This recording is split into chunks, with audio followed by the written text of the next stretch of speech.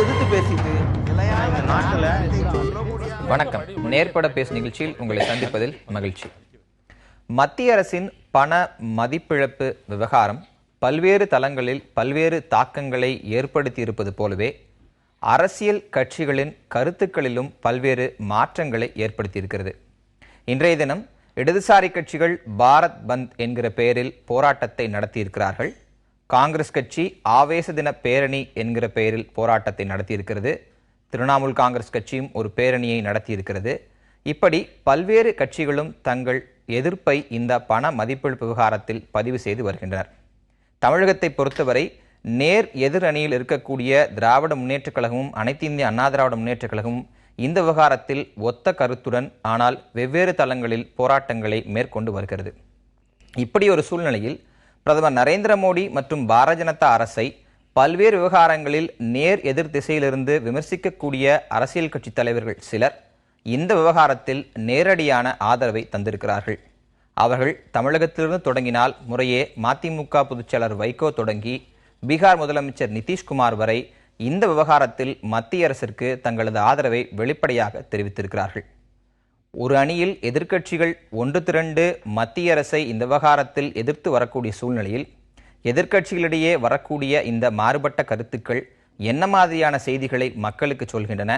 இதுபோன்ற தருணங்களில் அமையக்கூடிய கூட்டு என்பது நாளைய தேர்தல்களில் கூட்டணியாக மாறுமா, அல்லது இந்த விவகாரத்திலேயே கூட்டணிக்கான வாய்ப்புகள் எல்லாம் இல்லையா என்பன போன்ற பல்வேறு ஆரூடங்களும் வியூகங்களும் இந்த நடவடிக்கைகளை ஒட்டி சொல்லப்பட்டு வருகின்றன. இது குறித்து இன்றைய நேர்பட பேச அமர்வில் நாம் விவாதிக்க இருக்கிறோம். நம்மோடு இந்த அமர்வில் மார்க்சிஸ்ட் கம்யூனிஸ்ட் கட்சியைச் சேர்ந்த திரு பாக்யம், பாரதிய ஜனதா கட்சியைச் சேர்ந்த திரு நாராயணன், மதிமுகவைச் சேர்ந்த திரு மல்லை சத்யா மற்றும் திராவிட முன்னேற்ற கழகத்தைச் சேர்ந்த திரு கான்ஸ்டான்டின் ரவீந்திரன் ஆகியோர் நம்மோடு நமது அரங்கத்தில் இணைகின்றனர். நமது மதுரை அரங்கத்திலிருந்து நம்மோடு இணைகிறார் அரசியல் விமர்சகர் பெருமாள் மணி. இவர்கள் அனைவரும் இந்த விவாதத்திற்கு வரவேற்கிறேன். திரு பாக்யம், உங்களோடும் தொடங்குறேன். கேரளா, மேற்கு வங்கம், திரிபுரா ஆகிய 3 மாநிலங்களில் ஹர்த்தால்னு சொல்கிற கடையடைப்பு போராட்டத்திற்கு அழைப்பு விடுத்திருந்தீர்கள். ஒட்டுமொத்த தேசத்தில் பாரத் பந்த் அப்படின்னு ஆர்ப்பாட்டம் போன்ற விஷயங்கள் நடத்த திட்டமிட்டு இன்றைக்கு நடத்தியிருக்கிறீர்கள். ஆனால் தமிழகத்திலிருந்து நான் முதல்ல தொடங்கலாம் அப்படின்னு நினைக்கிறேன். மக்கள் நல கூட்டணி பல்வேறு விஷயங்களில் ஒன்றாக களமாடி வந்த சூழ்நிலையில் இன்றைக்கு மதிமுக மட்டும் வேறொரு எதிர் நிலையை எடுத்திருப்பதை நீங்கள் எப்படி பார்க்கிறீர்கள்? அதாவது இந்த டிமானிட்டைசேஷன் அறிவித்தவுடன் இப்பொழுது மறுமலர்ச்சி திராவிட முன்னேற்ற கழகத்தினுடைய தலைவர் வைகோ அவர்கள் அறிவித்திருக்கக்கூடிய முடிவு மாதிரி பலர் அறிவித்தார்கள். உதாரணமாக அன்றைக்கி ஒரு 8 மணிக்கு அவர் அறிவிக்கிறாரு. எங்களுடைய பொதுச் செயலாளர் சீதாராம் யெச்சூரி ட்விட்டரில் 10 மணிக்கு முதல் கமெண்ட்ஸை போட்டுறார். அடுத்த நாள் திரு ஸ்டாலின் அவர்கள், கலைஞர், அதே மாதிரி வைகோ அவர்களும், அதே மாதிரி வாசன், அதே மாதிரி திருநாவுக்கரசு, இந்த எல்லா தலைவர்களும் பொதுவாக கருப்பு பணம் ஒழிப்பு சம்பந்தமான விஷயங்கள் வரும்பொழுது அதை வரவேற்றாங்க. அப்படி வரவேற்றதற்கான முதல் சூழல் என்னன்னா, நாளை ஒரு நாள் வங்கி விடுமுறை, நாளை மறுநாள் ஏடிஎம் விடு, 10ஆம் தேதி அனைத்தும் சரியாகிவிடும். அவை இது ஒரு உடனடியாக சில ஏற்பாடுகளோடு செய்திருக்கிறார்கள். மக்கள் அவதிக்குள்ளாத ஒரு விஷயம் என்று நினைத்து தான் சில கருத்துக்களை சொன்னார்கள். ஆனால் நிலைமை அப்படி இல்லை. அது நீங்கள் 10ஆம் தேதி 11ஆம் மாறுகிற பொழுது இது முன் தயாரிப்பு இல்லாத, அல்லது அது எந்த நோக்கத்திற்காக அந்த நோக்கத்தை நிறைவேற்றாத ஒரு திட்டமாக இருந்த பொழுது அந்த திட்டம் என்பது தோல்வியடைந்து கொண்டிருக்கிறது என்ற விஷயத்தை தான் நீங்கள் மற்ற கட்சியை சேர்ந்தவர்கள், திமுகவினுடைய தலைவர், அதே மாதிரி நீங்கள் காங்கிரஸ், இன்னும் பல பேர் என்ன பண்ணுவான்னு சொன்னால் தப்பு. ஆகவே இது இவருடைய நோக்கத்தை நிறைவேற்றாது, மக்களை வாட்டி எடுக்கக்கூடிய ஒரு விஷயம் என்ற முறையில் தான் இப்பொழுது களத்துக்கு வந்திருக்காங்க. ஆகவே தொடர்ச்சியாக நீங்கள் பார்த்தீங்கன்னு சொன்னால் இந்த எல்லா அறிவித்த தலைவர்களும் இது தவறு என்று மக்கள் படக்கூடிய அவதிகளை கணக்கில் எடுத்துக்கொண்டு நீங்கள் கீழே இப்போ போராட்டம் நடத்தி இதை மாற்றணுன்ற விஷயங்களை கொண்டு வந்துக்கிட்டு இருக்காங்க. ஆனால் மதிப்புக்குரிய வைகோ அவர்கள் இன்னும் அதே நிலைப்பாட்டில் இருக்கார். அது என்னன்னு சொன்னால், அது நிலைப்பாடு என்பது அது ஏற்றுக்கொள்ளக்கூடியது அல்ல. இது அவர் சொல்லுவது போல் இன்றைக்கு நிலைமை இல்லை. பொதுவாக நீங்கள் இது 30 நாளுக்கு அப்புறம் நிலைமை மாறிவிடும், 50 நாளுக்கு அப்புறம் நிலைமை மாறிவிடும், அப்புறம் பிரதமர் மோடிக்கு அவர் எடுத்துடைய நடவடிக்கை, அப்போ அந்த நோக்கம் என்பது நிறைவேறாது என்பது ஒரு விஷயம். அது நீண்ட நாள் திட்டத்தின் அடிப்படையில் நிறைவாது என்பது வாதிக்கப்பட வேண்டிய ஒரு விஷயம். குறுகிய காலத்திலேயே இன்னைக்கு மக்கள் இதை வரவேற்கிறார்கள் என்று அவர் பேசுவது என்பது முழுக்க முழுக்க ஒரு யதார்த்தத்துக்கு புறம்பான ஒரு விஷயம் என்பதை நாங்கள் பதிய விரும்புகிறோம். அது இது தவறான முடிவு. அது மக்கள் இன்னைக்கு அவதிப்பட்டு கொண்டிருக்கிறார்கள். நீங்க ஏராளமான இடங்கள்ல நீங்க மக்கள் பணம் பெறுவதில் ஆரம்பிச்சு திரும்பி திரும்பி பேசப்பட்ட விஷயம்தான். நீங்க சிறு தொழிலில் ஒரு 30%, தொழில்துறையில் 30% வியாபாரம் குறைந்திருக்கிறது. நீங்க சிறு தொழில் கடுமையான அளவுக்கு பாதிக்கப்பட்டிருக்கிறது. திருப்பூர் போன்ற இடங்களில் ஏற்பட்ட பாதிப்புகள், நீங்க பெரிய பெரிய இடங்கள்ல நீங்க இந்த காய்கறிகள் வாங்க முடியாத அது விலை வாங்குறதுக்கு பணம் இல்லை. நீங்க பல இடங்கள்ல பாத்தீங்கன்னு சொன்னா நீங்க விவசாயிகள் நீங்க உதாரணமா சோளம் 1700 ரூபா ஒரு குவிண்டால் வித்தாங்கன்னு சொன்னா 1000 ரூபாய்க்கு பணம் இல்லை கொடுத்து வாங்குவதற்கு. அதை விற்கலன்னு சொன்னா மழை பெஞ்சதுன்னு சொன்னா நாசமாயி போயிடும். அது ஒரு வழி இல்லை. இப்படிப்பட்ட எல்லா லெவல்லையும் சொல்லக்கூடிய இந்த நடைமுறை பிரச்சனைகளை எல்லாம் உணராமல் திரு வைகோ சொல்லியிருப்பார் சொல்ல முடியும். திரு வைகோ மட்டும் இல்ல, நீங்க நிதிஷ்குமார் நரேந்திர மோடிக்கு எதிராக எந்த நிலையிலிருந்து அரசியல் பண்ணாருங்கிறது நம்ம எல்லாருக்குமே தெரியும். ஆனால் இன்றைக்கு அவர் இந்த முடிவை ஆதரிக்கிறார். நீங்க மெஹபூபா முஃப்தி ஆதரிக்கிறாங்கன்னா அவங்க கூட்டணி கட்சியில் இருக்கிறார்கள், அவர் ஆதரிக்கிறார்கள் சொல்லலாம். ஆனா நிதிஷ்குமார் அந்த நிலைப்பாட்டை எடுக்கும்போது அதே ஒரு ஒத்த நிலைப்பாட்டை வைகோ எடுப்பதில் என்ன பிரச்சனை இருக்க போகிறது? இல்ல, நிதிஷ்குமார் எடுத்தாலும் இப்ப நிதிஷ்குமார் எடுத்திருக்கக்கூடிய நிலைப்பாடோடு நாங்க உடன்படுகிறோம் என்பது அல்ல. அதாவது திரு வைகோ அவர்கள் எடுத்திருக்கூடிய உடன்பாடு நிதிஷ்குமார் எடுத்திருக்கார் என்பதனால அது சரியென்று, அதுவும் தவறு என்ற நிலையில இருந்து தான் பேசுறோம். ஒரு சில நீங்க இந்தியாவுடைய பெரும்பாலான கட்சிகள், சில கட்சிகள் இந்த மாதிரி முடிவு எடுத்திருக்காங்க. அது முடிவெடுப்பதற்கு அவர்களுக்கான அந்த உரிமை இருக்கு, நாம அதுல தலையிடல. ஆனால் அந்த முடிவின் மீது நீங்க கருத்து சொல்கிற பொழுது, விவாதம் நடத்துகிற பொழுது, அது சாதாரண மக்களை பாதிக்கிற பொழுது நீங்க கருப்பணத்தை ஒழிக்க வேண்டும் என்ற எண்ணம் இருப்பவர்களும் இந்த நடைமுறை என்பது இன்றைக்கு வெற்றி பெறவில்லை என்பதுதான் பாதிக்கிறது என்பதிலிருந்து களத்துக்கு வருகிறார்கள். இது தவறு என்று சொல்லுகிறார்கள். அந்த நிலைக்கு வர வேண்டும் என்பதுதான் நீங்க சரியாக இருக்கும். இல்லை, இது இன்னும் சில நாட்கள்ல அவர் சொல்ற மாதிரி சரியாயிரும், 30 நாள்ல சரியாயிரும், 40 நாள்ல சரியாயிரும். இப்ப நீங்க 1ஆம் தேதி சம்பளம் வரப்போகுது, யாருக்கும் இது வரப்போறது இல்லை. நீங்க 2 கோடி பேருக்கு மேல நீங்க பென்ஷன்ஸ் பேங்க்ல போய் நிற்பாங்க. இன்னைக்கு நடக்க போகுது ஏடிஎம்ல. அடுத்து சம்பளம் எல்லாம் நீங்க போன பிற்பாடு ஆபீஸ் பேங்க் போறவங்களோ அல்லது இது அரசு ஊழியர்களோ நீங்க வங்கியில் தான் நிற்க வேண்டிய நிலைமை என்பது ஏற்படும். இது 1ஆம் தேதி ஆன பிற்பாடு இந்த நிலைமை இன்னும் கடுமையானதாக ஆகும். குறித்து நம்ம பேசலாம். இந்த இதுலயே செகண்ட் ஹாஃப்ல பேசலாம். இந்த சூழல்ல அப்படி ஒரு வந்திருக்கு. நிலைப்பாடு குறித்து முதல் கட்டமா பேசி, நிலைப்பாடு என்பது இது சாதாரண மக்கள் துன்பத்துக்கு உள்ளாயிருக்கார் என்பதை முதல்ல ஏற்றுக்கொள்ள வேண்டும். அவர் சொல்வது அதுக்கு நேர் எதிராக இருக்கு என்பது என்னுடைய கருத்து. திரு நாராயணன், அரசியல் ரீதியாக ஒரு டஃப் அப்போசிஷன் யூனிஃபை ஆகும் இந்த விவகாரத்தில் அப்படின்னு சொல்லப்பட்டது. இன்றைக்கு கிட்டத்தட்ட எல்லாரும் தனித்தனியாக களமாடி இருந்தாலும் போராட்டம் என்பது நாடு அளவில் நடைபெற்றிருக்கிறது, ஒரு சில கட்சிகளை தவிர. அப்படி இருக்கும்போது பாரதிய ஜனதா கட்சி அரசியல் ரீதியாக ஒரு புது நெருக்கடிக்குள் போய்கொண்டிருக்கிறது அப்படின்னு சொல்லலாமா? இல்ல, இது நெருக்கடி கிட்டத்தட்ட ஒரு 60-70 வருடங்களாக தொடர்ந்து லஞ்சம் மற்றும் ஊழலால் இந்த சமுதாயத்தையே பொல்யூட் பண்ண காரணத்தினால, மாசுபடிந்த காரணத்தினால, பணவீக்கம் என்பது வீங்கி வீங்கி வீங்கி பொதுமக்களுடைய பிரச்சனைகளுக்கு, தனிமனித வாழ்வாதாரத்திற்கு மிகப்பெரிய பங்கம் ஏற்பட்ட காரணத்தினால 2014 தேர்தலில் நாங்கள் தெளிவாக லஞ்சம் ஊழலை ஒழிப்போம் என்று சொன்ன காரணத்தின் அடிப்படையில் தொடர்ந்து கடந்த 2.5 வருடங்களாக திட்டமிட்டு ஜன்தன் திட்டம் என்பது போன்ற பல திட்டங்களை, ஜன்தன், ஆதார், மொபைல், இது போன்ற பல விஷயங்களை செய்து அதன் பிறகுதான் திட்டமிட்ட ரீதியில் தெளிவாக இந்த திட்டத்தை, இந்த நடவடிக்கையை எடுத்திருக்கிறோம். இதில் இவர் நிறைய விஷயம் நண்பர் பாக்கியம் சொன்னாங்க. இது எல்லாருக்குமே தெரியும். மக்கள் கண்டிப்பாக மக்களுக்கு சில சங்கடங்கள் இருக்கின்றன, நடந்து கொண்டிருக்கின்றன என்பதை நாங்கள் அறிவோம். ஆனால் இதைவிட மிக மோசமான பொருளாதார பயங்கரவாதம் மக்களிடையே கடந்த 65 வருடங்கள் காங்கிரஸ் ஆட்சியில் நடந்த காரணத்தினால அதற்கு உண்டான ஒரு தீவிர அறுவை சிகிச்சை தான் இது என்பதை மக்கள் உணர்ந்திருக்கிறார்கள் என்பதே இன்றைய இந்த எதிர்க்கட்சிகளுடைய வேலை நிறுத்தம், கடையடைப்பு, பந்தெல்லாம் சொன்னாங்க. அதெல்லாம் காணாமல் போய்விட்டது, பிசுபிசுத்து போய்விட்டது என்பதுதான் இந்த நாள் உணர்த்துகிறது. இது மக்களுடைய ஆதரவு, அரசாங்கத்தினுடைய நடவடிக்கைக்கு மிகுந்த ஆதரவு இருக்கிறது என்பதை உணர்த்துகிறது. இல்ல, நாடு தழுவிய அளவில் ஒரே பந்தாக இல்ல ஒரே வேலைநிறுத்தமாக நடைபெறவில்லை என்றாலும் இன்னைக்கு திராவிட முன்னேற்ற கழகம் தமிழகத்துல பல்லாயிரக்கணக்கானோரை கொண்டு நாற்பாட்டம் நடந்திருக்கு, அரஸ்ட் நடந்திருக்கு. திரு ஸ்டாலின் தொடங்கி கீழ்மட்டம் வரை பல்லாயிரக்கணக்கான கைதா இருக்காங்க. மம்தா பானர்ஜி ஒரு பேரணியை நடத்தி இருக்கிறார். நாடாளுமன்றத்தின் இரு அவைகளும் இன்று செயல்படவில்லை. ராகுல் காந்தி ஒரு பேரணி நடத்துறாரு. போராட்டம் ஒற்றை வடிவம் பெறவில்லை என்றாலும் எல்லா பகுதிகளிலும் ஒரு கடுமையான போராட்டத்தை உருவாக்கி இருக்குல்ல, நீங்க பிசுபிசுத்து போச்சுன்னு எப்படி சொல்ல முடியும்? கடுமையான போராட்டம் அப்படின்னு சொன்னா அது ஜனநாயக உரிமை. ஒரு கட்சிக்கு இருக்கக்கூடிய அந்தந்த கட்சிகள் தங்களுடைய நிலைப்பாடு, இவங்க இவர்கள் நாங்கள் கருப்பு பண தடுப்பு நடவடிக்கையை நாங்கள் எதிர்க்கவில்லை, ஆனால் அவர்களுடைய பாரதிய ஜனதா கட்சியுடைய இந்த அரசாங்கத்தினுடைய தினம் தினம் அவர்கள் செய்கின்ற விஷயங்களை தான் எதிர்க்கிறோம் என்ற மாதிரியான நிலைப்பாடு, இது எல்லாமே இவர்களுக்கு ஜனநாயகத்துல உரிமை இருக்கிறது, செய்கிறார்கள். ஒரு கட்சி என்பது அவங்களுடைய கட்சிக்காரங்க கண்டிப்பா அந்த கட்சியின் அடிப்படையில் சேரதான் செய்வாங்க. பொதுமக்கள் இதில் பங்கேற்றிருக்கிறார்களா என்றால் உறுதியாக 1% கூட இல்லை என்பது. கடையடைப்பு எங்கேயும் கிடையாது, போக்குவரத்து நெரிசல் இருக்கிறது. இன்னைக்கு எந்த விதத்திலையும் மக்களுடைய அன்றாட வாழ்க்கை பாதிக்கவில்லை என்பதுதான் உறுதியான உண்மை.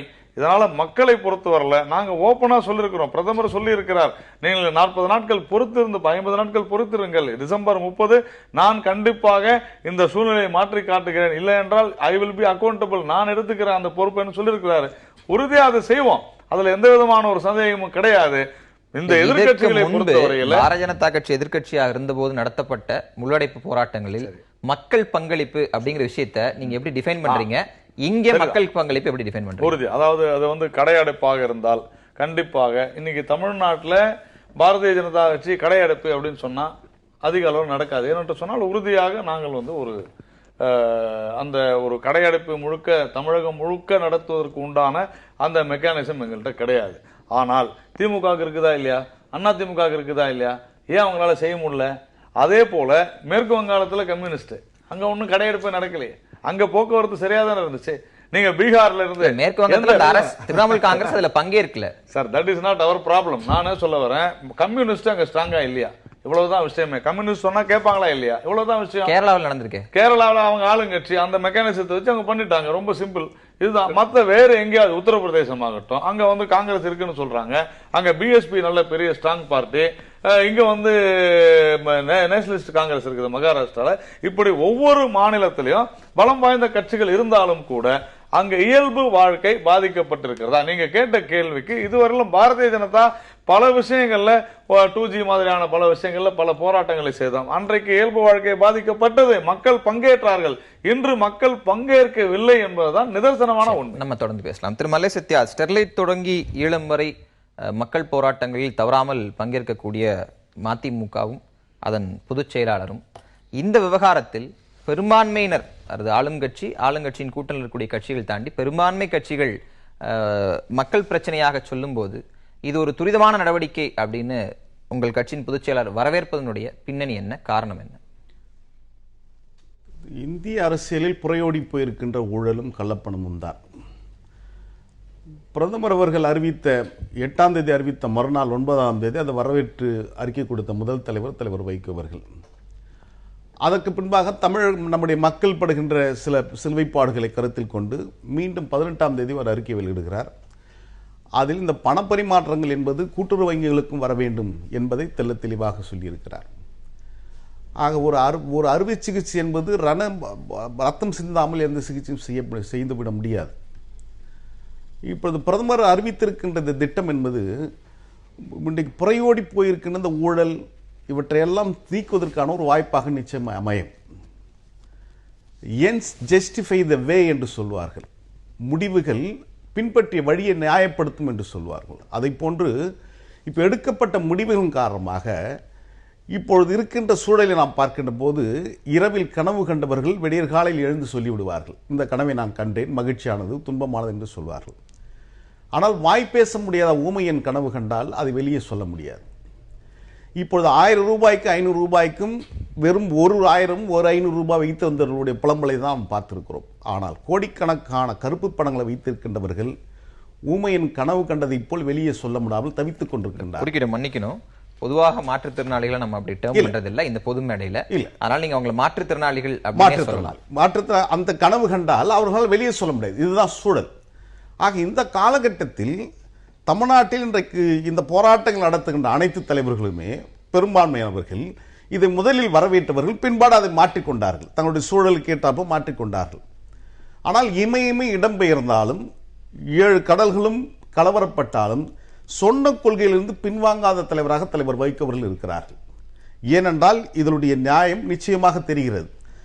நடந்து முடிந்த சட்டமன்ற தேர்தலாகட்டும் அல்லது நடந்து முடிந்த நாடாளுமன்ற தேர்தலாகட்டும் தமிழ்நாட்டில் இருக்கின்ற இந்த தலைவர்களில் இந்த அரசு கட்சியை சார்ந்தவர்கள் தங்களுடைய வேட்புமனுவை தேர்தல் அலுவலகத்திடம் கொடுத்த போது தனக்கு சொந்தமாக கார் இல்லை என்று சொன்னார்கள். ஆனால் வீட்டில் பல கோடி ரூபாய் பெருமானம் உள்ள 10க்கும் மேற்பட்ட வெளிநாட்டுக்காரர்கள் அவர்கள் வீடுகளில் இருக்கிறது. ஆகவே எல்லாம் எங்கே சென்றது? இன்றைக்கு அரசை விட அரசை நடத்தியவர்களுடைய கட்சிகளுடைய வங்கிகளில் கோடிக்கணக்கான பணம் அதிகமாக இருக்கிறது. ஆக தலை பெரிதாக இருக்கிறது, உடல் குறுகி போயிருப்பதையும் போட்டுதான் அரசை வழிநடத்தியவர்களுடைய கணக்குகளில் கோடிக்கணக்கான பணம் இருக்கிறது. இதை எங்கே இவையற்றெல்லாம் எப்படி மீட்டுருவாக்கம் செய்யப்பட வேண்டும்? மக்கள் பாதிக்கப்படுகிறார், மாற்று கருத்து இல்லை. பிரதம அமைச்சர் அறிவித்த அனைத்து திட்டங்களையும் கண்மூடி ஆதரிக்கின்றவர்களும் அல்ல, நாங்கள் கண்மூடி எதிர்ப்பவர்களும் அல்ல. இதில் நியாயத்தை உணர்ந்திருக்கிறோம். இந்த திட்டத்தின் மூலமாக ஒரு நிச்சயம், ஒரு நல்ல சூழல், ஒரு ஜனநாயகத்தன்மை மலர வேண்டும் என்பதுதான் இதில் எந்த மாற்று கருத்து இடாமல். திரு வைகோ அன்றைக்கு சொன்ன அந்த பேட்டியை நான் முழுமையா பார்த்தேன். இந்த திட்டத்தை ஆதரிக்கக்கூடிய அதே இதுல அடுத்த ஸ்டான்ஸால பாகிஸ்தானுடைய நதி பங்கீடு சம்பந்தமான பிரதமர் நரேந்திர மோடியின் கருத்தை அவர் எதிர்க்கிறார். மேலும் பல்வேறு விஷயங்கள் குறித்து விமர்சனம் செய்கிறார். ஒரு மெச்சூர்ட் பொலிட்டீஷியனா நான் ஃபியூச்சரை பார்த்து தொலைநோக்கோடு பேசுகிறேன் அப்படின்னு சொல்வதாக புரிந்து கொள்வதா, இல்ல இந்த சிரமங்கள் எல்லாம் இருக்கும்போது இப்படி ஒரு தலைவரிடமிருந்து வரக்கூடிய கருத்து தவறாக புரிந்து கொள்வதற்கான அனைத்து வாய்ப்புகளும் இருக்கு என்பதை உணராமல் அவர் சொல்லியிருக்காருன்னு புரிந்து கொள்வதா? இல்லை, இழப்புகள் இன்றி வெற்றிகள் இல்லை. ஒரு சில இழப்புகள் நிச்சயம் இருக்கத்தான் செய்யும். ஆனால் நம்முடைய இலக்கு வெற்றியாகத்தான் இருக்க வேண்டும். இன்றைக்கு இந்தியாவுடைய ஒட்டுமொத்தமான முதலீடுகளில், ஒட்டுமொத்தமான சொத்துக்களில் 40% சொத்துக்கள் வெறும் 25 பேரிடம் தான் இருக்கிறது. இதில் 7 பேர் தமிழ்நாட்டை சார்ந்தவர்கள் என்பது நாம் பெருமைப்பட வேண்டியதா அல்லது கவலைப்பட வேண்டியதா என்று எனக்கு தெரியவில்லை. இதே இந்தியாவில் தான் 130 கோடி மக்கள் தொகை கொண்டிருக்கின்ற இந்த நாட்டில் தான் ஏறக்குறைய 35 கோடி மக்கள் ஒருவேளை உணவோடு இரவு தூங்க செல்கிறார் என்பதும் நம்முடைய நாட்டில் தான். ஆனால் நாம் தான் தம்பட்டம் அடித்துக் கொண்டிருக்கிறோம், நிலவில் கால் வைத்து விட்டோம் என்று அறிவியல் முன்னேறி இருக்கின்ற நாம் தான் வறுமை கோட்டின் கீழ் நம்முடைய மக்களை தள்ளி கொண்டிருக்கிறோம் என்பதை நாம் மறந்துவிடக்கூடாது. ஆக இந்த வறுமைக்கு வெட்கப்பட வேண்டியவர்கள் நாம் அல்ல, ஏழை எளிய மக்கள் அல்ல, நம்மை ஆண்டவர்கள், நம்மை ஆட்சி செய்தவர்களுடைய தவறான கொள்கையின் காரணமாகத்தான் 10 பல்கலைக்கழகங்களில் பட்டம் பெற்ற, ரிசர்வ் வங்கியில் வேலை செய்திருந்த டாக்டர் மன்மோகன் சிங்குக்கு இல்லாத அந்த சிந்தனை ஓட்டம், இந்திரா காந்திக்கு இல்லாத அந்த சிந்தனை ஓட்டம் இன்றைக்கு பிரதமர் நரேந்திர மோடி அவர்களுக்கு வந்திருக்கிறது என்றால் இந்த துணிச்சலை வரவேற்க வேண்டியது, பாராட்ட வேண்டியது. இந்த அறுவை சிகிச்சை நிச்சயம் வேண்டும் என்பதுதான் தலைவர் வைகோவுடைய பார்வை. சரி, தொடர்ந்து பேசலாம். திராவிட முன்னேற்ற கழகத்தை பொறுத்தவரை திரு பாக்கியம் முதல்ல சுட்டிக்காட்டினது போன்று முதல் கட்டமாக அந்த திட்டத்தினுடைய அம்சத்தை வரவேற்று, நோக்கத்தை வரவேற்று, பின்னர் நடைமுறைப்படுத்துவது தொடர்பான விமர்சனங்கள் அடுத்தடுத்து இன்றைக்கு ஒரு பெரிய ஆர்ப்பாட்டத்தை மாநிலம் முழுவதும் நீங்கள் நடத்தி இருக்கிறீர்கள். இந்த ஆர்ப்பாட்டத்துக்கு முன்பாக நாடாளுமன்றத்தில் அதிமுக உறுப்பினர்களும் திராவிட முன்னேற்ற உறுப்பினர்களும் ஒன்றாக நின்றார்கள். இந்த விவகாரத்தில் திமுக இவ்வளவு தூரம் முன்னணியில் வந்திருப்பது என்பதற்கான அரசியல் காரணிகள் எதுவும் பின்னல் இருக்கிறதா, இல்ல மக்களோடு மக்களாக நிற்பது என்கிற அந்த அடிப்படை கடமையிலிருந்து திராவிட முன்னேற்ற கழகம் இதற்குள் வந்திருக்குன்னு புரிந்து கொள்வதா? இல்லை, இன்றைக்கு தமிழகத்தில் தளபதியார் தலைமையில் நடத்திய இந்த ஆர்ப்பாட்டம் மக்களுக்கான போராட்டம் தான். இதில் எந்த அரசியல் காரணமும் கிடையாது.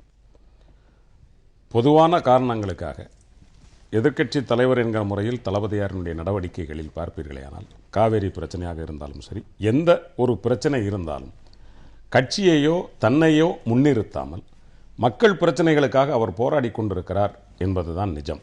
இப்போ அண்ணன் நாராயணன் அவர்கள் சொன்னார்கள், செய்ய முடியவில்லை, கடையடைப்பு, அது அல்ல நோக்கம்.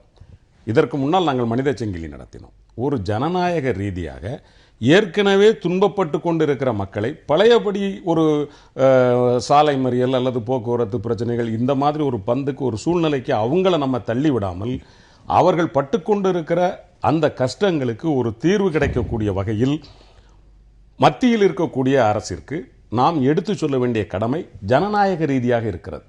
ஆக இந்த இடத்தில் எங்களை பொறுத்தவரைக்கும், திராவிட முன்னேற்ற கழகத்தை பொறுத்தவரைக்கும் தலைவருக்கோ தளபதியாருக்கோ எந்த அரசியல் காரணமும் இதில் இல்லை.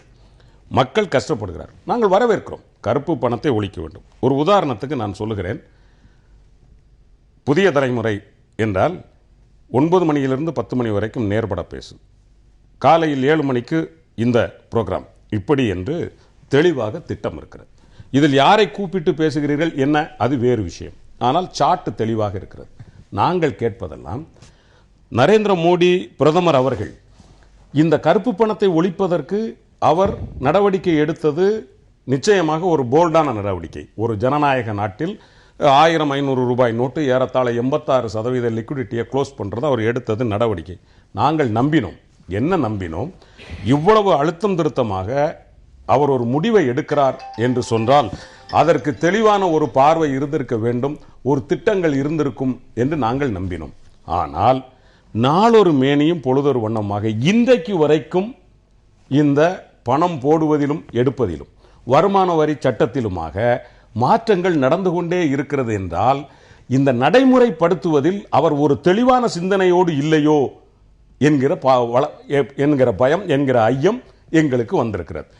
இதில் சாதாரண மக்கள் கூட, ஒரு சாதாரண வியாபாரி, இன்னைக்கு கோயம்பேடில் இருக்கிற வியாபாரியில் இருந்து ஆரம்பித்து சாதாரண நமது குடும்பத்து பெண்கள் வரைக்கும் பத்திரிகைகளிலே பேட்டிகளிலே பார்க்கிறோம். அவர்களுமே முதலில் வரவேற்றிருக்கிறார்கள். அவர்கள் சொல்லுவது, ஆமாம் நாங்கள் இது ஒரு நல்ல நடவடிக்கை தான், அதனால் அவர் மோடி எடுத்தது பிரதமர் மோடி அவர்கள் எடுத்ததை நாங்கள் வரவேற்றோம். ஆனால் இன்னைக்கு நாங்கள் இவ்வளோ கஷ்டப்படுறோம். அதை பார்க்கும்போது ஏன் இவர் இவ்வளோ செய்யலை அப்படிங்கிறத அவங்க பாசையில் சொல்லியிருக்காங்க. அவ்வளோ தெளிவாக சொல்லலனாலும் அவங்க பாசையில் சொல்லியிருக்காங்க. அப்போ தினந்தோறும் ஒவ்வொரு மாற்றங்கள் வருகிறது, குழப்பங்கள் ஏற்படுகிறது என்று சொன்னால் அதனுடைய வெளிப்பாடு, ஐயப்பாடு என்ன? அண்ணன் பாக்கியம் அவர்கள் அதை தெளிவாக சொன்னார்கள்.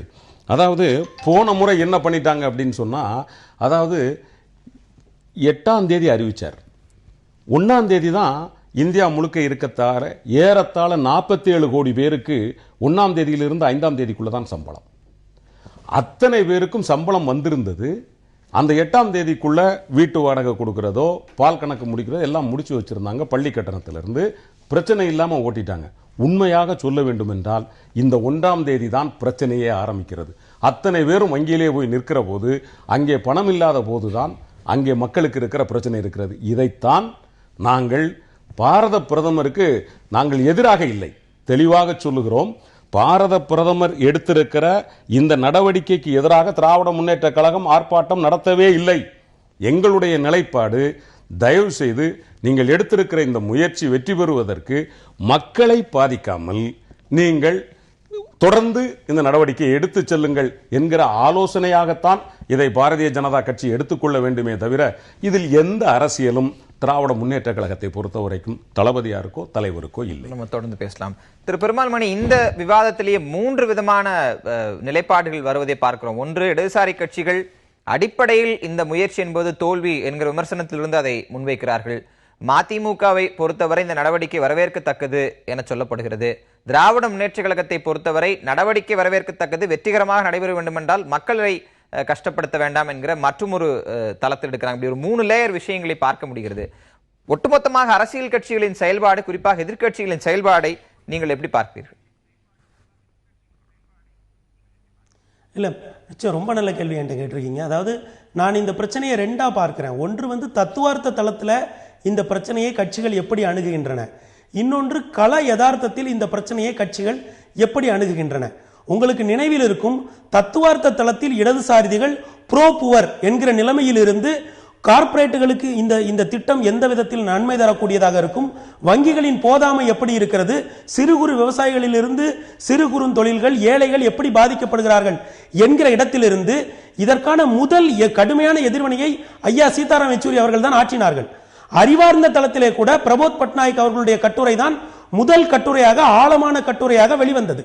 இடதுசாரிகள் ஒரு வலதுசாரி சிந்தனைக்கு எதிராக தங்களுடைய நிலைப்பாட்டை மிக தெளிவாகவும் மிக ஆழமாகவும் தொடர்ந்து எடுத்துக்கொண்டு வருகிறார்கள். ஆனால் இடதுசாரிகளை விடுத்து மற்ற சிந்தனைகள், திராவிடம் பேசுகிற கட்சிகள், லோகியா சோசலிசம் பேசுகிற கட்சிகள், தலித்தியத்தை முன்னிறுத்தக்கூடிய கட்சிகள், வெல்ஃபேர் பாலிடிக்ஸை முன்னிறுத்தக்கூடிய கட்சிகள், கோஆபரேட்டிவ் பாலிடிக்ஸை முன்னிறுத்தக்கூடிய கட்சிகள், அக்ரேரியன் வெல்ஃபேரை முன்னிறுத்தக்கூடிய கட்சிகள் எல்லாம் தங்களுடைய நிலைப்பாட்டில் இருந்து மாறி அல்லது தங்களுடைய நிலைப்பாட்டில் இரண்டு விதமான இடங்களை எடுக்கிறார்கள். ஒரு இடத்தில் இந்த திட்டத்தை அவர்கள் வரவேற்கிறார்கள், இன்னொரு இடத்தில் இதற்கு உள்ளே இருக்கக்கூடிய நடைமுறை சிக்கல்களை பேசுகிறார்கள். அதனால்தான் இன்றைக்கு இந்த நாளிலே கூட நாம் கவனிக்க வேண்டிய விஷயம் என்னவென்றால், காங்கிரசிற்கு பின்னால் டெல்லியிலே திமுக நிற்கிறது. ஆனால் சென்னையில் நடைபெற்ற போராட்டத்தில் திமுக தனியாகவும் காங்கிரஸ் தனியாகவும் போராட்டத்தை முன்னெடுக்கிறார்கள். மதுரையிலே நடைபெற்ற போராட்டத்திலே திமுகவும் காங்கிரசும் ஒன்றாக இருக்கிறது. ஆக இதற்குள் இயங்கக்கூடிய கள யதார்த்தத்தை நாம் ஒரு இடத்தில் புரிந்து கொள்ள வேண்டியதாக இருக்கிறது. மம்தா பானர்ஜி மிக கடுமையாக இதை முதலிலே எதிர்த்தார். பிறகு இன்றைக்கு ஒரு டோக்கன் எதிர்ப்பை காட்டுகிற விதத்தில் ஒரு நடைபயணத்தை அவர் மேற்கொள்கிறார். நிஜமாக சித்தாந்த ரீதியாக தத்துவார்த்த ரீதியாக இந்த இடத்தில் எதிர்க்கட்சிகள் அனைவரும் இடதுசாரிகளுக்கு பின்னால் திரள வேண்டிய ஒரு புள்ளியில் தான் இந்த பிரச்சனை இருக்கிறது. ஆனால் கள யதார்த்தத்தை மனதில் கொண்டு இன்றைக்கு நீங்கள் குறிப்பிட்டதை போல நமது நிகழ்ச்சியிலே இருக்கக்கூடிய தோழர்களே 3 விதமான நிலைப்பாட்டில் இருப்பதை போல ஒட்டுமொத்த இந்தியாவிலேயும் இந்த 3 விதமான நிலைப்பாடு இருக்கிறது. இதில் நான் என்ன பார்க்கிறேன் என்றால், ஒருவேளை இந்த கரன்சி எக்ஸ்சேஞ்ச் விவகாரம் ஆளுங்கட்சிக்கு ஆதரவாக மக்களிடம் கொண்டு செல்லப்படுமே ஆனால் அப்பொழுது தங்களுடைய நிலைப்பாட்டை பின்னர் தெரிவிக்கலாம். தங்களுடைய பொலிட்டிக்கல் எதிர்காலத்தை கருத்தில் கொண்டு they are playing the card close to the chest என்று சொல்வதை போல ஒரு இடத்தில் அதை ஆதரித்தும் களத்தில் மிக குறைவான எதிர்ப்பையும் காட்டுகிறார்கள். ஆனால் தோழர்கள், கம்யூனிச தோழர்கள் தத்துவார்த்த ரீதியாகவும் களத்திலும் அறிவார்ந்த தளத்திலேயும் பாராளுமன்றத்திலேயும் மிக தெளிவான எதிர்ப்பை ஆழமாக முன்னெடுத்து செல்கிறார்கள். ஆக இந்தியா வலது இடது நியோலிபரல் என்கிற பல்வேறு தளங்கள்ல நீங்க சொல்ற பின்னணிகளோடு எதிர்த்திருந்தாலும் மக்கள் சிரமங்கள் அப்படிங்கிறது இங்க இருக்கிற மூருமே அதை சிரமப்படக்கூடாது அப்படிங்கறதா நிக்கிறாங்க. திரு வைகோ திட்டத்தை வரவேற்கிற அடுத்த வரியிலேயே மக்கள் சிரமப்படுகிறார்கள் அப்படிங்கறத அவர் அட்மிட் பண்றாரு. திராவிட முன்னேற்றக் கழகம் மக்கள் சிரமங்களை குறைக்க சொல்லி ஆர்ப்பாட்டம் நடத்துது. இடதுசாரிகள் அதை பிரதானப்படுத்துகிறார்கள். இன்னும் சொல்ல போனால் ஆளுங்கட்சியான பாரதிய ஜனதா கட்சி கூட வேறு மொழியில் சொல்கிறது. மக்கள் சிரமப்படத்தான் செய்கிறார்கள், இந்த வழியை பொறுத்து கொண்டுதான் செல்ல வேண்டும். பிரதமரே கசப்பு மருந்து என்கிற விஷயத்தை எல்லாம் பேசியிருக்காரு. நம்ம தொடர்ந்து பேசுவோம் இடைவேளைக்கு பிறகு நேர்பட பேச தொடரும். இடைவேளைக்கு முன்பு சொன்னது போல பல்வேறு தளங்கள்ல இந்த எதிர்ப்புகள் இருக்கு. அது திரு பெருமாள்மணி சுட்டிக்காட்ட அவரவருடைய கொள்கை பின்னணி தத்துவார்த்த பின்னணியில் இருந்து இடதுசாரிகள் இந்த இடத்துல ஒரு கம்ப்ளீட் லைன் அப் எல்லா கட்சிகளையும் தங்களோடு இணைத்திருக்க வேண்டிய ஒரு தருணத்தில் வேறு சில விஷயங்கள் இருக்கக்கூடிய வேறுபாடுகள் காரணமாக இணைக்க முடியாமல் களத்தில் இருக்கிறீர்கள் அப்படின்னு சொல்ற விமர்சனத்தை நீங்க எப்படி பாக்குறீங்க? இல்லை, அதாவது அந்த இணைப்புக்கான சில முயற்சிகளை மேற்கொண்டோமே தவிர அதை இணைக்க முடியல அப்படின்றதுல அது ஒரு எங்கள் பலவீனமாக கூட நீங்கள் எடுத்தாலும் சரி, இணைப்பதற்கான வாய்ப்புகள் இருக்கிறது, அதற்கான முயற்சிகள் எடுக்கிறோம். அது முழுமையாக இன்னும் இணையலை என்பது தான் ஒரு விஷயம். பட் அதில் நீங்கள் சொல்கிற மாதிரி அவர் ஒரு தெளிவாகவே சொன்ன மாதிரி இந்த தத்துவார்த்த தளத்தில் அப்படின்னு சொல்லுகிற பொழுதே இப்போ இதனுடைய பேசிக்கான விஷயங்களை தான் எங்களுடைய சீதாராம் யெச்சூரியும் பேசியிருக்காரு, ஏற்கனவே பல தடவை சொல்லியிருக்கோம். இது இணைக்கப்பட வேண்டிய ஒரு முக்கியமான தேவை இருக்கிறது. இப்போ நீங்கள் இங்கே பேசிய நண்பர்கள் சகோதரர்கள் சொன்ன மாதிரி ஒன்று பிஜேபி இது ஊழலை ஒழிப்பதற்காக கொண்டு வருகிறேன் என்று சொல்லுவது என்பது வேடிக்கையானது ஃபர்ஸ்ட். ஏன்னா இன்னைக்கு இந்தியாவில் நீங்கள் ஊழலை ஒழிப்பதற்கு பிஜேபி கருப்பு பணத்தையே முதல்ல எடுத்தாலும் அதை ஒழிக்கவில்லை. அதுக்கு இந்த நடவடிக்கை என்பது இல்லை. ஒன்று நான் ஒரே ஒரு சின்ன எக்ஸாம்பிள் மட்டும் கேட்குறேன், நிறைய விவரங்களுக்குள்ளே போகலை. கேப்டன் தேசாயின்னு ஒருத்தர் இருந்தார். அவர் வீட்டில் 2010 1500 கிலோ தங்கம் எடுத்தாங்க. இப்போ அவர் தண்டிக்கப்பட வேண்டியரா இல்லையா? முதல் கேள்வி. இப்போ அவர் எங்கே இருக்காரு? இன்டர்நேஷனல் மெடிக்கல் கவுன்சிலுடைய பிரசிடென்ட், இப்போ குஜராத் மெடிக்கல் கவுன்சிலுடைய மெம்பரு, அங்கே ப்ரொஃபஸர்.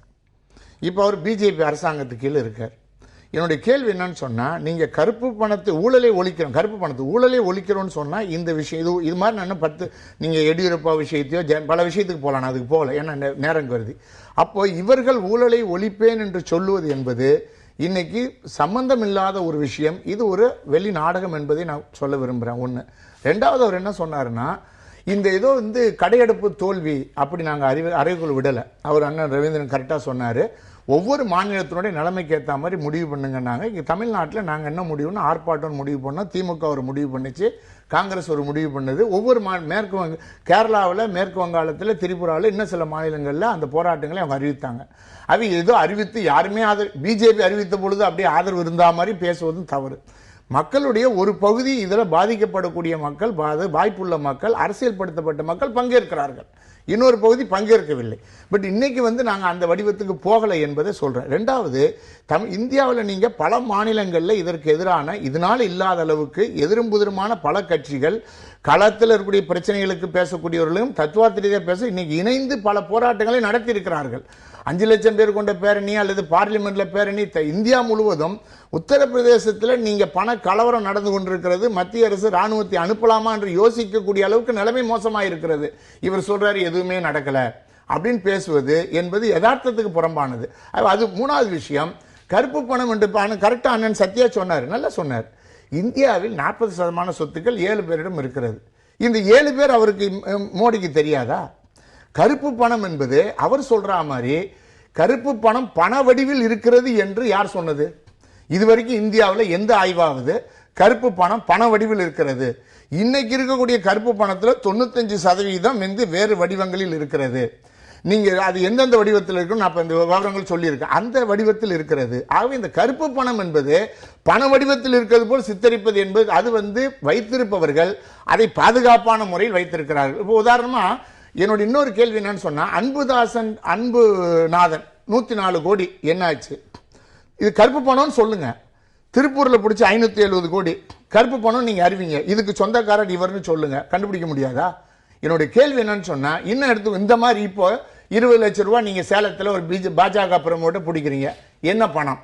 இந்த 570 கோடியும் கருப்பு பணம் என்று சொன்னால் இப்படி கைப்பற்றப்பட்ட பணம் கருப்பு பணம், இதற்கு இவர்கள் குற்றவாளி என்று சொல்லுவதற்கு இந்த அரசாங்கத்தால முடியாதா, இல்ல மோடியால முடியாதா என்பதுதான் என்னுடைய கேள்வி. 2 விஷயங்கள் இடதுசாரிகள் சொல்றீங்கன்னு புரிஞ்சுக்கலாமா? ஒன்று, நீங்க சொல்லக்கூடிய கார்ப்பரேட்டுக்கு நெருக்கமானவர்கள், அதற்கு அடுத்த கட்டத்தில் இருக்கக்கூடியவர்கள் கருப்பு பணத்திற்கென்றே புழங்கக்கூடிய ஒரு தரப்பினரை கை வைத்தாலே இந்த பொருளாதாரத்தை சரி செய்து விட முடியும் அப்படின்னு சொல்றீங்களா?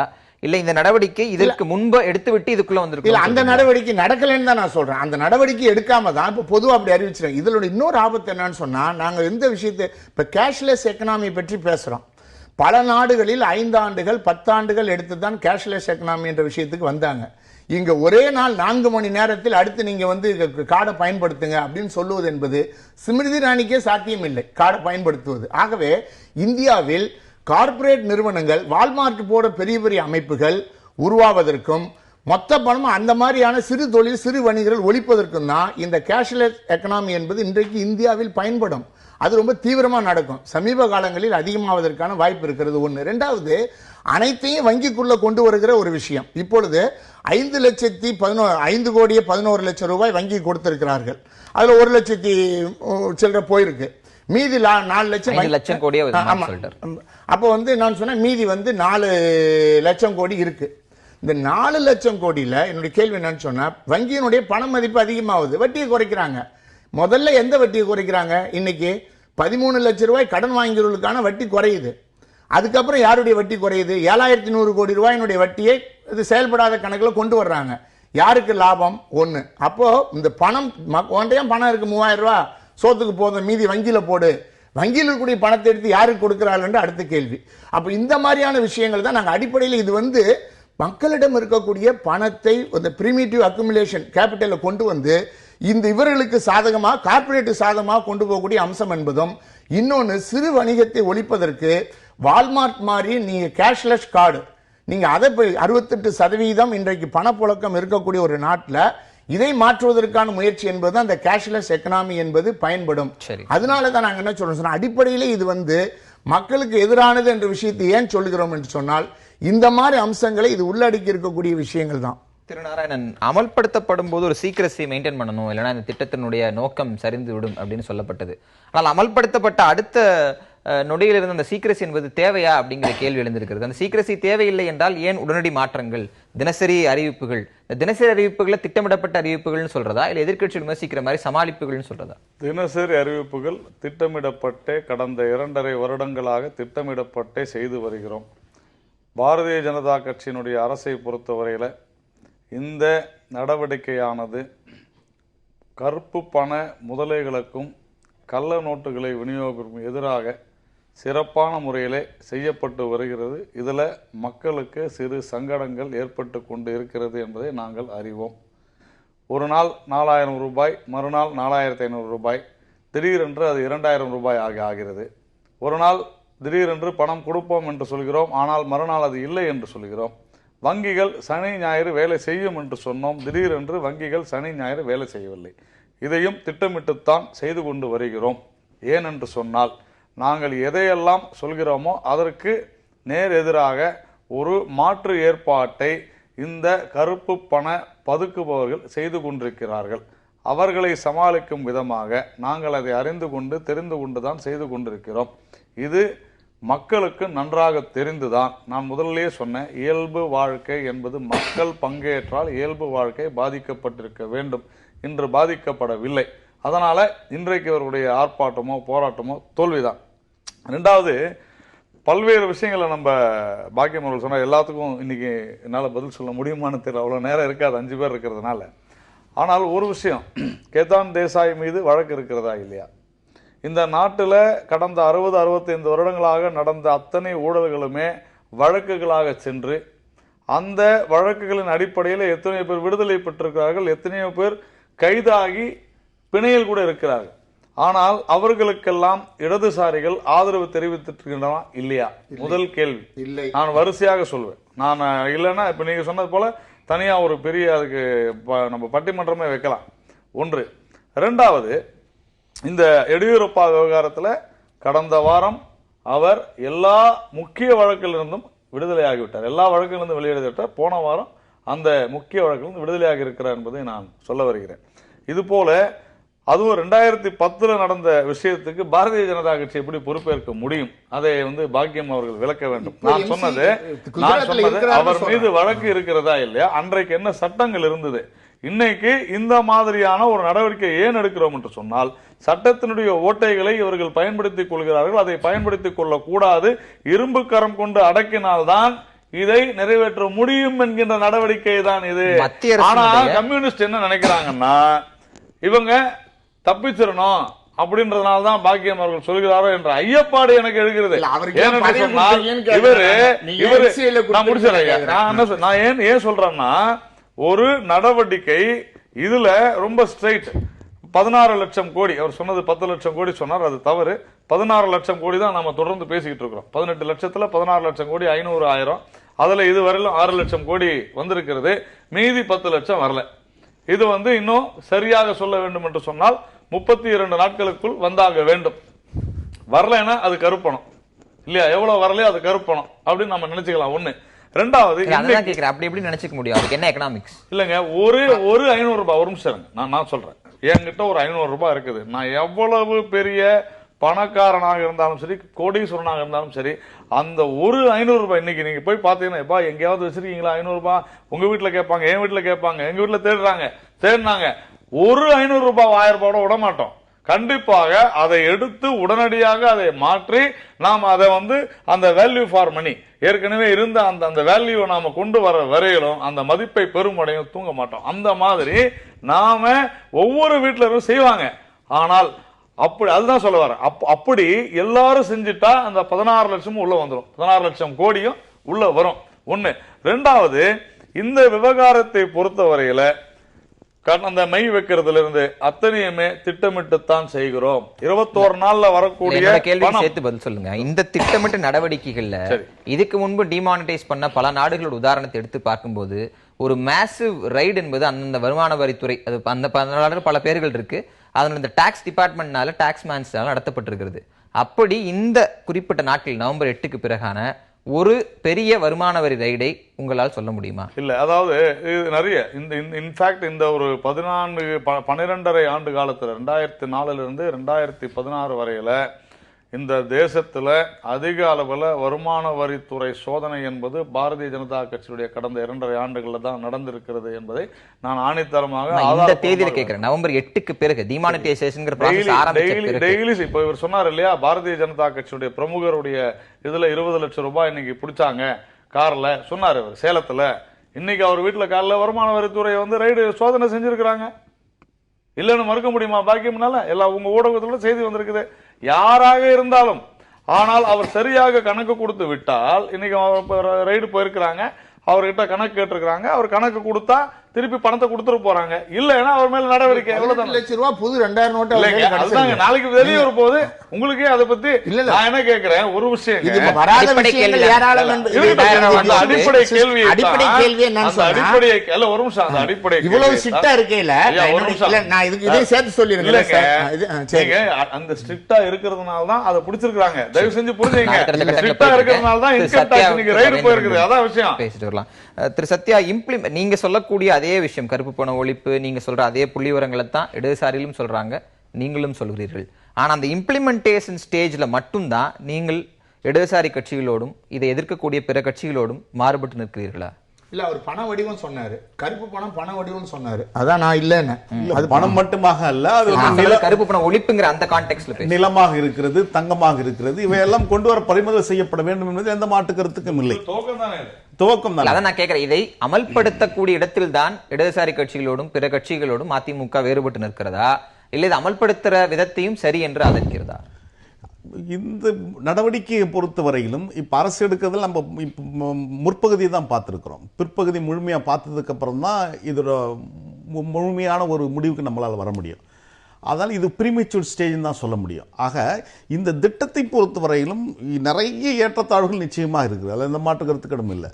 ஆனால் நம்ம தோழர்கள் சொல்கிற மாதிரி ஏழை எளிய மக்கள் கீரை வாங்குறதுக்கும் காய்கறி வாங்குறதுக்கும் யாரும் 1000 ரூபாய் எடுத்து போய் வாங்க போகிறதில்ல. 50 ரூபாய் 10 ரூபாய் யார் இப்போ கீரை கட்டலாம். இன்னைக்கு வஞ்சிக்கப்படுவது விவசாயிகள் தானே. இன்னைக்கு மிகப்பெரிய மதுபான தொழிற்சத்தை உற்பத்தி செய்கிறவன் உற்பத்தியாளர் வசதியாக இருக்கான், பயனாளி நோயாளியாக இருக்கிறான். ஆனா விவசாயிகள் உற்பத்தி செய்யறவன் தான் அங்க நொழிஞ்சு போயிருக்கான். 50 ரூபாய் தானே கிடைக்கல சில்லற. அந்த 50 ரூபாய் கிடைக்கல, 100 ரூபாய் கிடைக்கல. இப்ப பிரச்சனை 50 100 பிரச்சனை இல்லையே. 50 100 தானே கிடைக்கல. 500 ரூபாய் வச்சு 1000 ரூபாய் தானே. பழைய 500 ரூபாய் இருக்கு, கோயம்பேட்ல இருக்கு, எல்லா இடங்களையும் இருக்குண்ணா. இந்த 1000 ரூபாய் தான் இப்ப பிரச்சனைகளே. இந்த 1000 ரூபாய்களை கொண்டு வந்து சேர்க்க வேண்டியது இப்ப தெரியல. இத்தனாயிரம் கோடி ரூபாய் நம்ம அடிச்சிருக்கிறோம், இத்தனாயிரம் கோடி ரூபாய் இப்போ கருப்பு பணத்துல மாட்டி இருக்குன்னு எல்லாருக்கும் தெரியும். அது தங்கமாக இருந்தாலும் அது எதோ இடத்துல திரும்ப பணமாக தான் வந்திருக்கணும், நிலமாக போயிருந்தாலும் பணமாக தான் திரும்ப வந்திருக்கணும். ஆக பணம் அது அங்கதான் இருக்குது, எந்த மாட்டு. ஆனால் இன்றைக்கு இருக்கிற 10,000 ரூபாய் நோட்டுகளில் ஏறக்குறைய 60 நோட்டுகள் கள்ள நோட்டு என்பது நிரூபிக்கப்பட்ட உண்மை. ஆக இதையெல்லாம் எப்பொழுது இந்த கள்ள நோட்டுகள், அதுக்கப்புறம் கருப்பு பணங்கள், இவையெல்லாம் எப்பொழுதுதான் நம்ம கொண்டு வர போறோம்?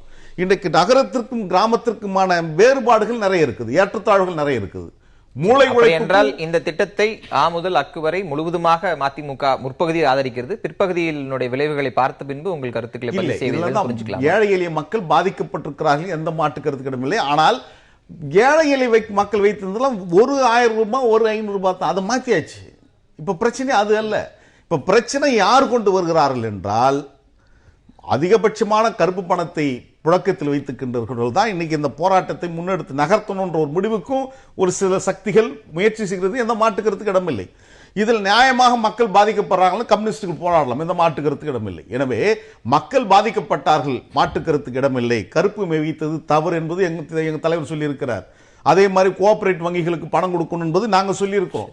ஆக மக்களுடைய கவலைகளை போக்கி ஒரு அரசாங்கம் அதிலிருந்து அவர்களை பாதுகாத்து உண்மையான குற்றவாளிகள் கொண்டு வந்து நிறுத்த வேண்டிய இடத்தில் நிறுத்தி அந்த ஒட்டுமொத்தமான இந்த நாட்டுடைய மூலதனத்தை கொள்ளையடித்து வைப்பவரிடம் பறிமுதல் செய்யப்பட வேண்டும் என்பதுதான் மறுமொழி. ரவீந்திரன், இடதுசாரிகள் 8.11 lakhs crore சொல்லிருக்காங்க, 8.11 லட்சம் கோடி நம்ம இதுல வந்துட்டு இருக்கு. இடதுசாரிகள் இதனுடைய அடிப்படையில் இருந்தே அதை எதிர்க்கிறார்கள். ஆனா நீங்க கருப்பு பண ஒழிப்புங்கிறத வரவேற்கிறோம், இதில் மக்கள் சிரமப்படுகிறார்கள், மக்கள் சிரமத்தை மட்டும் பார்க்கிறீர்களா? இல்ல இந்த மக்கள் சிரமத்தை மட்டும் நீங்க பாத்தீங்கன்னா மக்கள் சிரமங்கள் கொஞ்ச நாளைக்கு தான், லாங் டேர்ம் பெனிஃபிட்னு ஒரு விஷயம் இருக்குன்னு அரசு சொல்வதை, அந்த லாங் டேர்ம் பெனிஃபிட் இருக்கும் அப்படிங்கிற நம்பிக்கையிலிருந்தும் நீங்க இதை பாக்குறீங்கன்னு புரிஞ்சுக்கிறதா? இல்ல, லாங் டேர்ம் பெனிஃபிட் அப்படின்னு சொல்லி இப்போ ஒரே ஒரு கேள்விக்கு மட்டும் இன்னைக்கு வரைக்கும் பதில் தெரியல. அதாவது அந்த ஆப்ரேஷன் ஆரம்பித்த நாள்ல இருந்து இன்னைக்கு வரைக்கும் 50 நாள் பொறுத்துக்கங்க, 50 நாள் இந்த கஷ்டம் இருக்கும், தாங்கிக்கங்க, இதெல்லாம் நாங்கள் ஒத்துக்கிறோம். அதாவது 50 நாள் இந்த தேசம் நல்லா இருக்கணும் அப்படிங்கிறதுக்காக 50 நாள் நாங்கள் கஷ்டப்படுறது, சாப்பிட்றோமோ சாப்பிடலையோ இருக்கிறத நாங்கள் அட்ஜஸ்ட் பண்ணிடுறோம். 51வது நாள் என்ன நடக்கும் இது வரைக்கும் இல்ல இல்ல. நான் என்ன கேட்கறேன் சார், 50 நாள் இப்ப நீங்க என்கிட்ட சொல்றீங்க 50 நாள் கஷ்டத்தை பொறுத்துக்கங்கண்ணே, 51வது நாள் உங்க கஷ்டமெல்லாம் நீங்கிரும், காய்கறி விலையெல்லாம் குறைஞ்சு போயிடும், இல்ல கட்டட விலைகள்லாம் குறைஞ்சு போயிடும், இல்ல ஒருவேளை பிலோ பாவர்ட்டி லைன் அதுக்கு கீழே இருக்கிற மக்களுக்கெல்லாம் வங்கியில் வந்து ஒரு 5 லட்சம் ரூபா நாங்கள் டெபாசிட் பண்ணிடுவோம். ஏதோ ஒன்று எங்களுக்கு இருக்கணும்ல. நீங்கள் உங்கள் ஆப்ரேஷனை கான்ஃபிடென்ஷியலாக வைங்க, அதில் எங்களுக்கு மாற்றுக்கிறதே கிடையாது. நீங்கள் யாரை பிடிக்கணும். இப்போ அதில் கூட அண்ணன் சொன்னார், கருப்பு பணத்தை வச்சிருக்கிறவங்க வந்து நாங்கள் ஒன்று அறிவிச்சா இன்னொன்று கண்டுபிடிச்சிடுறாங்க. நான் தெரியாமல் கேட்குறேன், ஒரு திட்டத்தை கொண்டு வந்தால் இதில் இருக்கிற திருடன் என்னென்ன வேலையை பார்ப்பாங்கிறத கூட நம்மளால் பிரிசிம் பண்ண முடியாது. அந்த அளவுக்கு மோசமான ஒரு இன்ஸ்டிடியூஷன் அங்கே இருக்கு. அதை விட பெரிய கொடுமை, வெறும் 400 கோடி ரூபா தாங்க கள்ள நோட்டுங்கிறாங்க. வெறும் 400 கோடி ரூபா, 400 கோடி ரூபா கள்ள நோட்டு. இது போக அண்ணன் நாராயணன் அவர்கள் வாயில் வந்த வார்த்தை 6% தான் இதில் வந்து கருப்பு பணம் லிக்விட் கேஷ். 6% தான் லிக்விடிட்டி, மீதி எல்லாமே ரியல் எஸ்டேட், கோல்டு அப்படின்னு மாறிடுச்சு. இந்த 6% நீங்க பாத்தீங்க அப்படின்னா ஏறத்தாழ 80,000 கோடி.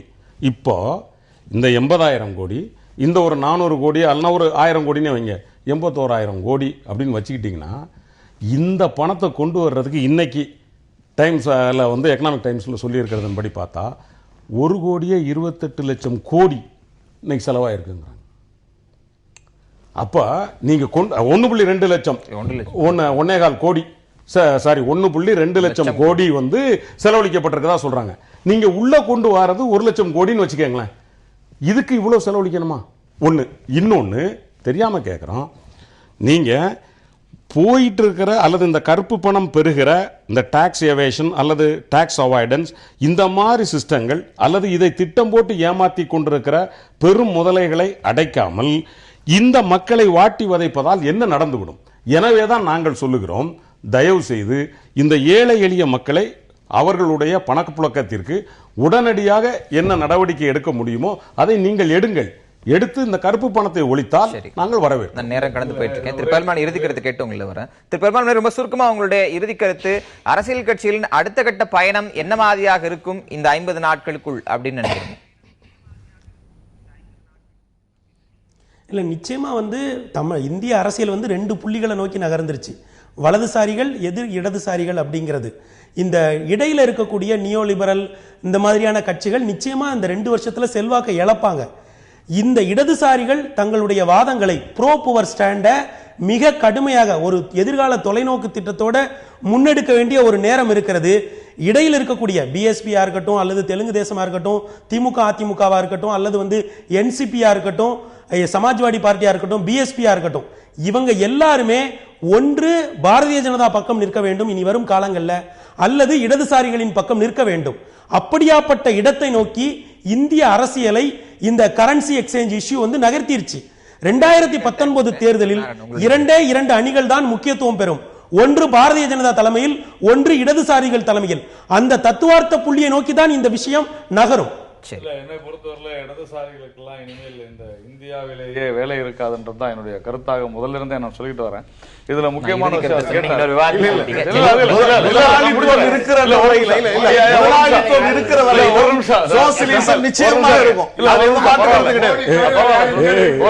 அதாவது நான் வந்து பெருமாள் மணி சொன்னதுக்காக சொல்றேன், நான் முதல்ல இருந்து அதான் சொல்லிட்டு இருக்காரு. அவர் உங்களுக்கு இடம் இருக்கு அது இல்ல, எங்களுக்கு இருக்கும், நான் தெரியுமா சொல்றேன். ஆனா கான்ஸ்டன்டைன் ரவீந்திரன் ஒரு விஷயம் சொன்னாரு, அரசுக்கு தெரியாதா அப்படின்னு. நான் ஒரே ஒரு விஷயம் தான் கேட்கிறேன், தமிழகத்துல இங்க இருக்கக்கூடிய மக்கள் தொகையை விட தமிழகத்தில் இருக்கக்கூடிய ரேஷன் கார்டுகள் இருக்கக்கூடிய மக்கள் தொகை அதிகம். 10 ரூபாய் பிறப்பு சான்றிதழுக்கு 100 ரூபாய் கொடுக்கிறோம். இதெல்லாம் அரசுக்கு, இந்த ஆண்ட அரசுகளுக்கு தெரியாது போனதுனாலதான் இந்த அரசுக்கு நாங்கள் இப்படி நடவடிக்கை எடுத்தால் எதிர் நடவடிக்கை இப்படி இருக்கும் என்று தெரியாது, எடுத்த பிறகு ஒடுக்குகிறோம். அதனால அவங்க வந்து ஐயப்படுறாங்க, அச்சப்படுறாங்க. இதுதான் விஷயம். உங்களுடைய இறுதி கருத்து? அதாவது இப்போ இந்த அரசு எடுத்திருக்கக்கூடிய விஷயம் அடிப்படையிலேயே ஒரு விசாரணைக்கு உட்படுத்தப்பட வேண்டும். ஜாயிண்ட் பார்லிமெண்டரி கமிட்டி அமைத்து இப்படி ஒரு முடிவு எடுத்ததற்கு பின்னாடி மிகப்பெரிய ஊழல் இருக்கிறது. ஆகவே அந்த அடிப்படையில் ஒரு விசாரணை நடத்த வேண்டும் என்பதுதான் மார்க்சிஸ்ட் கட்சியினுடைய நிலைப்பாடு. அதே மாதிரி இந்த காலகட்டத்தில் இவர்கள் சொல்லக்கூடிய கேஷ்லெஸ் எக்கனாமி உட்பட இது வந்து இன்னைக்கு இந்தியாவிற்கு பொருந்தாத ஒரு விஷயம். கருப்பு பணத்தை நேரடியாக அவர்களிடம் பட்டியல் இருக்கிறது, அவரை பிடிக்க வேண்டும் என்பதுதான் எங்களுடைய. டிஜிட்டலைசேஷன் அப்படிங்கிறது வெல்கம் பண்ணப்பட வேண்டிய விஷயம் தான். ஒரு உதாரணம் சொல்லிடுறேன். எலக்ட்ரானிக் ஓட்டிங் மிஷின் கொண்டு வந்த உடனேயே எல்லா தொகுதிக்கும் நம்ம அனுப்பிடல. அந்த எலக்ட்ரானிக் ஓட்டிங் மிஷினுடைய அக்கு வேறு ஆணி வேறு மக்களுக்கு வந்து ஒரு we educated the people to vote on the electronic voting machine. அதன் பிறகு ஒவ்வொரு தொகுதியா அதே மாதிரி டிஜிட்டலைசேஷன் நீங்க ஏடிஎம் கார்டு பயன்படுத்தணும்னா முதல்ல அந்த கார்டை பயன்படுத்துறதுக்கு உண்டான ஃபெசிலிட்டிஸ் உருவாக்கி மக்களை அதற்கு தயார்படுத்தி அதன் பிறகு கொண்டு வந்திருக்க வேண்டும். 35,000 கோடி ஸ்மார்ட் போன் இருக்கு. உங்களுடைய இறுதி கருத்து. இன்றைக்கு நாடு தழுவிய போராட்டம் நடத்துகின்ற இதே நாளில்தான் 58வது வாகன பதிவு கொண்டிருந்த ஒரு பேருந்தில் 2211 அந்த பேருந்தோட எண் இங்கே 1500 ரூபாய் மதிப்பிழத்ததன் காரணமாக இங்கே எந்த ஏழையும் கவலைப்படவில்லை. எனவே எங்களுக்காக எந்த அரசியல் கட்சியும் போராட தேவையில்லை, எங்களுக்காக நீங்கள் கவலைப்பட தேவையில்லை என்று சொல்லியிருக்கிறார்கள். ஆனால் நாராயணன் அவர்கள் சொன்னதை போன்று இடதுசாரிகள் பற்றி அவருடைய மதிப்பு குறைந்திருக்கின்ற காரணத்தினால் ஏகாதிபத்தியம் பொது உடைமை இயக்கம் என்பது இன்றைக்கு முதலாளித்துவத்துடைய இருக்கின்ற வரையிலும் அது மேல்தான் பொது உடைமை இயக்கம் வந்து கட்டி எழுப்பப்படும். ஆக இந்த முடிவு என்பது மோடி அவர்கள் கொண்டு வந்திருக்கின்ற திட்டம் சரியான நேரத்தில் சரியான கோணத்தில் செல்லுமேயானால் இது வெற்றிகரமான திட்டம் என்பதில் எந்த மாற்று கருத்து கிடையாது. நிகழ்வு கலந்து அனைவருக்கும் நன்றி. மீண்டும் ஒரு நேர்பட பேசாமல் சந்திக்கலாம்.